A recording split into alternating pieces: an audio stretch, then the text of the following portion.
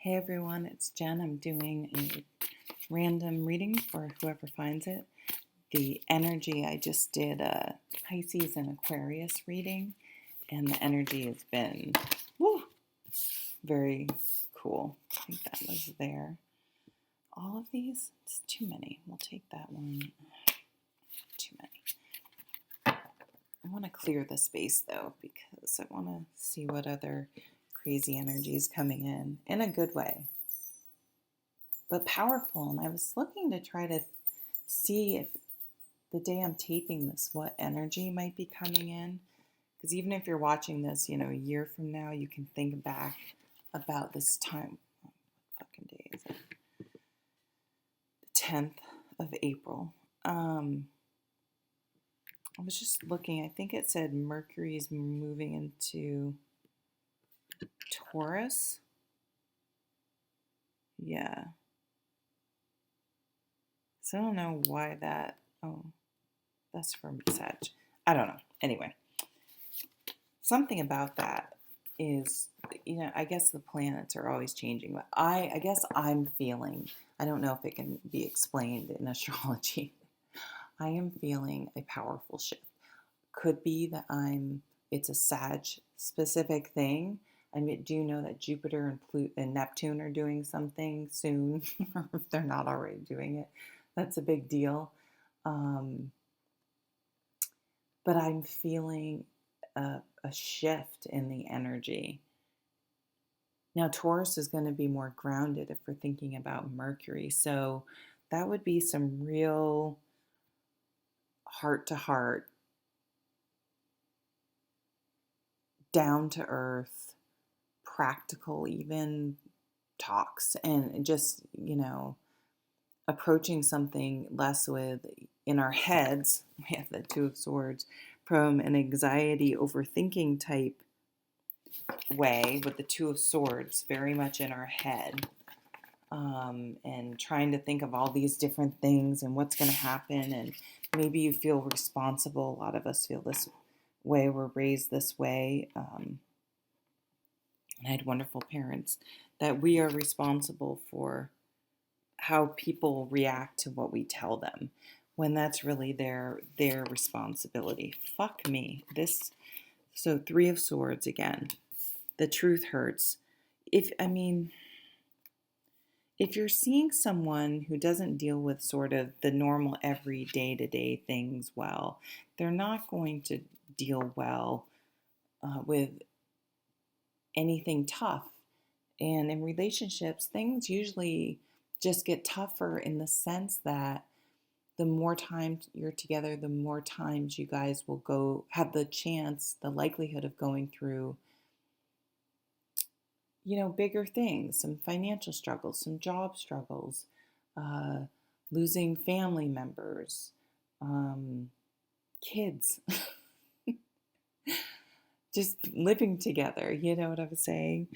So there was some sort of truth that comes out. Yeah, and the Sag, this would be some fire sign comes in and drops the truth bomb. But it's, the Queen of Wands goes with that Taurus energy in the sense that there is, and this is what makes it so like stick your foot in your mouth without it's so to the core of what's going on. When the Queen of Wands says it, she likely says it and thinks it's funny, but it hits way closer to home than she even realized. Like, her intuition is working and she doesn't even know it. So she says things that she doesn't even think are related, but happen to hit really close to home. Ace of Swords.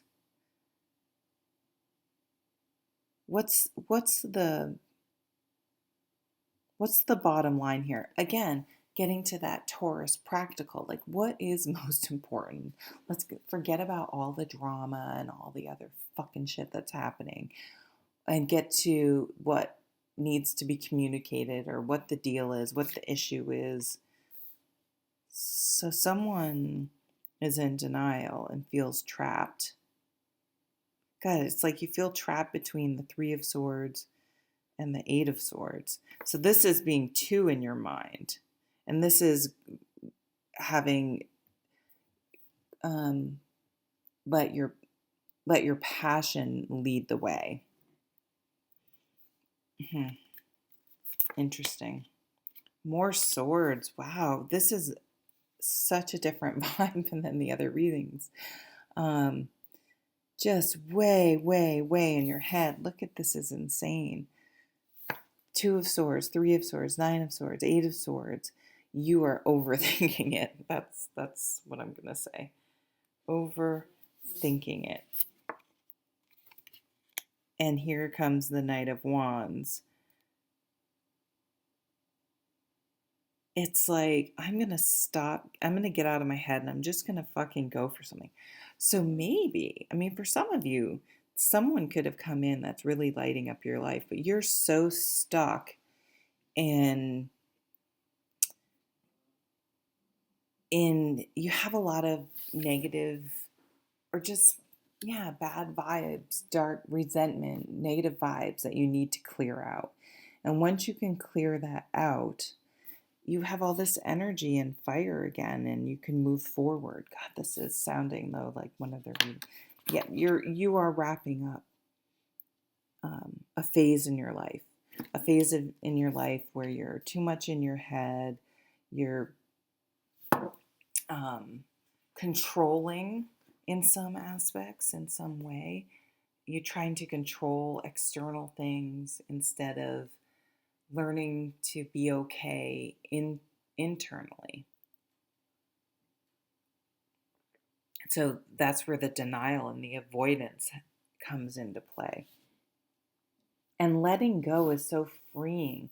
Thinking and worrying obsessively about things is not letting go. It's not helping, but we think it helps. That's what our brain does. That's why the sword cards, you start with this beautiful Ace of Swords, and then you you have this great idea and the Two of Swords, but what about this? And it just gets fucking worse and worse until the Ten of Swords. So it's that fine line between thinking in positive ways, in the sense, again, not toxic positivity, but in the sense that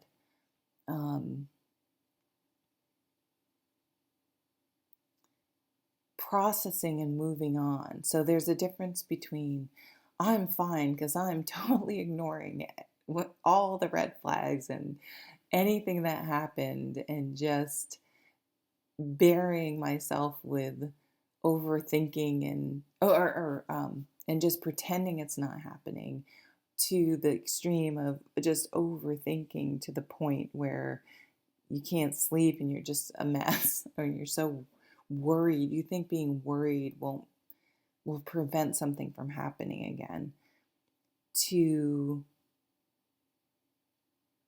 processing it and then letting it go. And it's fucking so hard. And that's where something like therapy can really, really help. So maybe, but I see whatever you're getting back to the simple thinking again, in the sense that you're not overthinking or ruminating and marinating in things from the past and keeping them alive in the present. So I think that one wanted to come out. And you get so much energy back, and you're approaching life in, like, this is a new phase of your life with the World card being ushered in, and you have energy. You're the Queen of Wands and the Knight of Wands. That shines out of all this overthinking. You've got to start doing too. And so maybe you've been wanting to, I don't know, do online dating or start dating or start a business or start CrossFit. I don't know. And there's something, go back to school, start a new career, change up your look. Some of you may be coming out, but it gives you so much energy when you finally take action on what you really, if this is something you've overthought, like you want to do it, or it's the right thing, and I don't know, you've just been tripped up in your head. Okay, I'm starting to get impatient. I need to tell myself to calm down. Okay, I'll go with these two. Seven of Cups. Yeah, you're not sure exactly where to channel this new energy. Some of you, I think you're all of a sudden like, I need to get fucking laid and I need to get out of my head about it and just fucking do it. But you're not even sure. You're like, how do I even do that? Like, I'm not, ooh, there's an emperor here that is totally up for helping you with that. So you may have someone in your life that, look at him. He's all like, show. That's very phallic.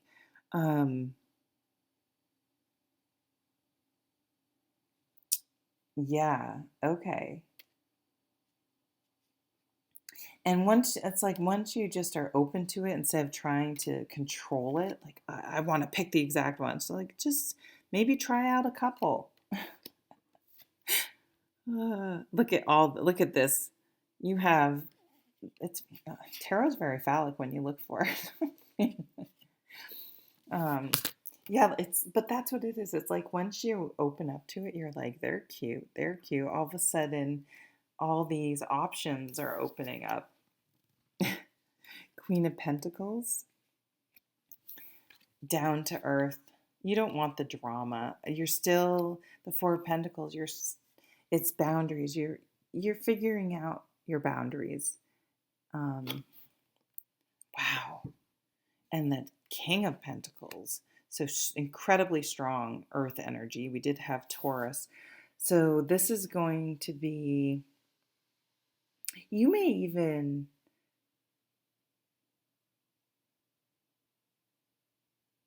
you're just going to, like, you're going to be able to live with this person and be comfortable with this person because sort of your philosophy and your vibe, and this is that message that's been coming out, that once you start getting into spirituality, even if it's just watching tarot readings for their predictive value, you're starting to realize that it's much deeper than that.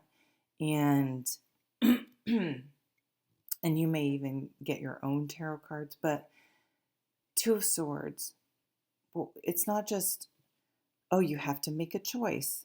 It's what is the psychology or the thinking or um, posing a question to yourself. Why is this decision so difficult for you to make? What's the real reason behind it? Really sitting in it and going, searching your feelings, making lists, journaling your thoughts, but then looking at it from the Pentacles, a financial situation, but it allows you, if you can be open to it, to consider things you may not have considered, a perspective you may not have considered otherwise. And all that means is that you're really doing the spiritual work. You're not just reacting through life and seeing the superficial. You're really getting down to earth, and that shift in perspective is going to lead you to some conclusions. Like some people and situations are just not worth hanging on to, and connecting with people, because the Pentacles can be a very spiritual card. On a spiritual level, it's so interesting though. It's like, of course I have a scratch in my throat.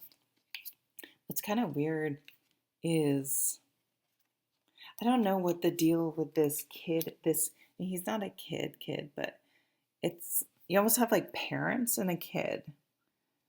So maybe this is something with co-parenting, or I don't know, there's there's a strong boundary between these two. Maybe there's a living situation where you're together with someone and you connect with someone, but you guys are so practical and just there's a comfort to this relationship and this understanding. So maybe there's still kids at home and you're like, we will keep separate homes until the kids are gone. Like for maybe that it could be anything, but it's something, but you both feel that it's the most practical, right thing to do that feels right. And but there's no worry. Like you will be together and you're not hurrying it. You're enjoying every step in the process and knowing that it will feel the next is coming and when it's not only feels right but is practical, it will happen. So it's very much letting go. Even though this there's I don't know what's being that I think it's just representing boundaries that they're healthy. Thank you. My whatever however I get my information, whatever you call that, they must get so fucking frustrated with me. There's respectable that this I read this card as a card of boundaries. Let me take a sip here. They're just good, solid, practical, respectful boundaries between you two. Let's see though. I want to see. So, what did we learn in our lesson today? Overthinking is overrated. It's a sickness, and it's like the human condition, right? It's so wonderful. It's our superpower, but it's also our downfall.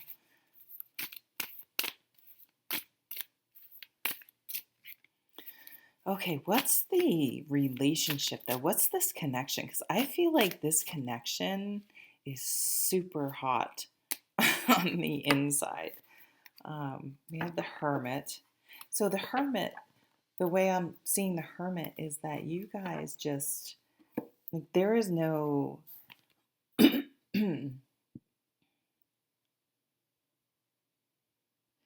just such an ease and a comfort.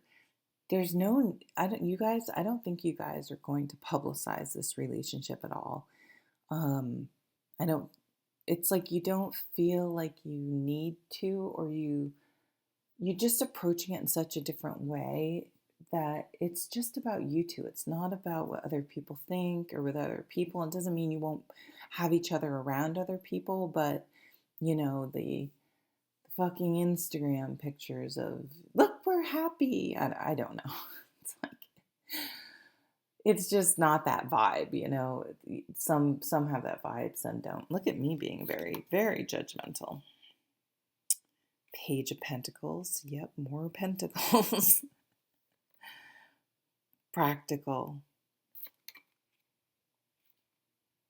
Five of Swords.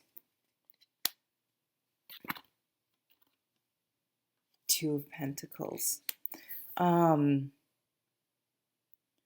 There's something about, so just superficially, there's something about your ass, I think they like. That came out of nowhere. But who's reading? Oh no, it was this reading, and we're already talking about how phallic normal tarot cards are. I think you guys will like to, I could see you having, like, one of you may like to cook.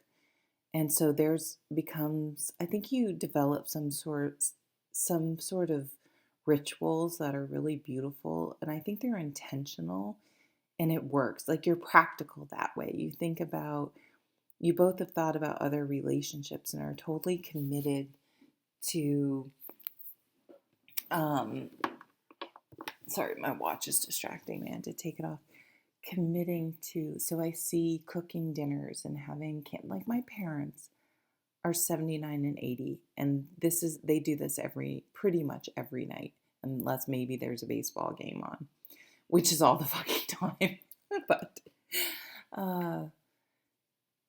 they sit in their dining room and have with candlelight and eat dinner together, and not not like that's what I loved about the first season of Bridgerton. Daphne, as much of a princess as she was, she's so down to earth, right? They go to his castle and the table's like set for, 30 people, and they're literally like trying to yell to each other, and she just picks her plate up and sits plops down right next to him. It's like, there, that's better. Like, why the fuck are we doing, it's just that. And but having that ritual of connecting with each other, um high emotional intelligence in this connection, and you're not in your head about it. And that's kind of, I think, the biggest shift for you. And again, we have Mercury, your brain, your thoughts, your communication, going into Taurus. This, wow, this, yeah, see, I'm slow. All this earth, this grounded energy, and just the willingness to, we're going to keep working at it every day. And, we'll see how it goes. I'm not going to get ahead of myself. I'm, okay. These are long readings. Okay, so loving this. I guess I will, even though I say it's timeless, it is timeless because whenever you find it, there may be a message. You found it for, why'd you click on it? That's the way I think about it. But I probably will title this The Mercury Moving into Taurus because I feel like that energy really played out here. Okay, take care, everyone. Like, share, and subscribe. Bye.